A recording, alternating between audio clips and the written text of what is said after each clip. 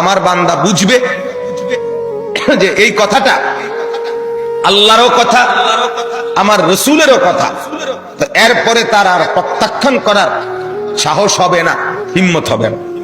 কারণ আমি প্রত্যাখ্যান করব কেন? আমি মুসলমান, আমি মুমিন, আমি আল্লাহর কথা ফিরিয়ে দেই কিভাবে? আমি রাসূলুল্লাহ সাল্লাল্লাহু আলাইহি সাল্লামের কথা ফিরাইয়া দেই কিভাবে? আর ফিরাইয়া দিলে আমি মুমিন থাকি কিভাবে? কথা বলেন বাপ। এই পৃথিবীতে ইনসাফের দাবি, বিবেকের দাবি আমরা যারা মুসলমান পরিচয় দেই, আমাদের জিন্দেগীর সবচেয়ে বড় দাবি হলো আমাদের জন্য উচিত আল্লাহ এবং তার রাসূলের কথাকে গ্রহণ করা। কিন্তু বড় আফসোসের ব্যাপার হলো আমি আপনি সবাই সবচেয়ে বেশি প্রত্যাখ্যান করি আল্লাহ এবং রাসূলের কথা। সামান্য থেকে সামান্য ব্যক্তির কথাও এক ডাক্তার বলে দিছে বাঁচতে হলে আর কোনোদিন মিষ্টি খাওয়া যাবে না, 30 বছরের জন্য মিষ্টি খাওয়া ছেড়ে দিছে। এক ডাক্তার বলে দিছে বাঁচতে হলে আর চিনি দিয়ে চা খাওয়া যাবে না, আজীবনের জন্য ছেড়ে দিছে। আমাকে বাঁচতে হবে। তাহলে আপনাকে যদি শুধু হায়াতে বাঁচতে হয়, আপনাকে তো জাহান্নাম থেকেও বাঁচতে হবে। কথা বলেন না কেন?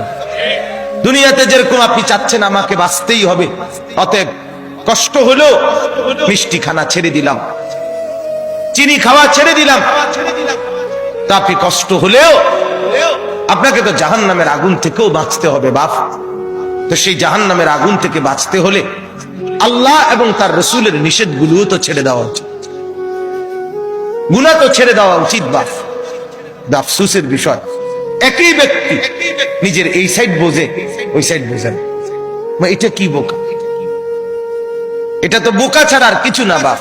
আল্লাহ তাআলা বলেন, বান্দা তোমরা তো ভালোই বুঝেছ দুনিয়ার জীবনের উপরের অংশ, কিন্তু তোমরা ভুলে তো গেছো তোমাদের আখিরাত। আখিরাত আমি বলি অনেক সময় উদাহরণ দিয়ে, এই যে এই কাগজটা 4 কালারের, এটার এই পৃষ্ঠাটার মধ্যে দেখেন তো অনেক ডিজাইন করছে, অনেক ডিজাইন, 4 কালারের ডিজাইন, চমৎকার করে এই পিঠ সাজাইছে। কিন্তু এই পিঠ খালি, এই পিঠে তো কোনো কিছুই না, সাজগোজ। তো আল্লাহ তাআলা যেন বলছে, বান্দা মাটির উপরে তোমার যেই ঘর, সেই ঘর তো খুব সুন্দরভাবে সাজাইলা, ইট বালু সিমেন্ট, ময়মনসিংহ থেকে বালু আনছো, সিলেট থেকে পাথর আনছো, 1 নাম্বার ইট, 1 নাম্বার বালু, এরপরে টাইলস, এরপরে খাট পালং sofa furniture, fridge AC, dining table, চায়ের কাপ, কাচের প্লেট, লবণের বাটি, অত্যাধুনিক সাজে পুরা ঘরটা সুন্দর করে সাজিয়েছ। বান্দা এই পিঠ তো খুব সাজাইলা, তো তুমি কি জানো মাটির নিচে তোমার আরেকটা ঘর আছে?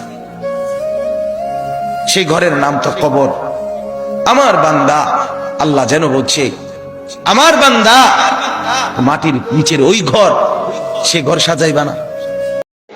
তারা চলে যাচ্ছে দ্বিতীয় দল হিসেবে আজকের এই ম্যাচ জয় করে সেমিফাইনাল।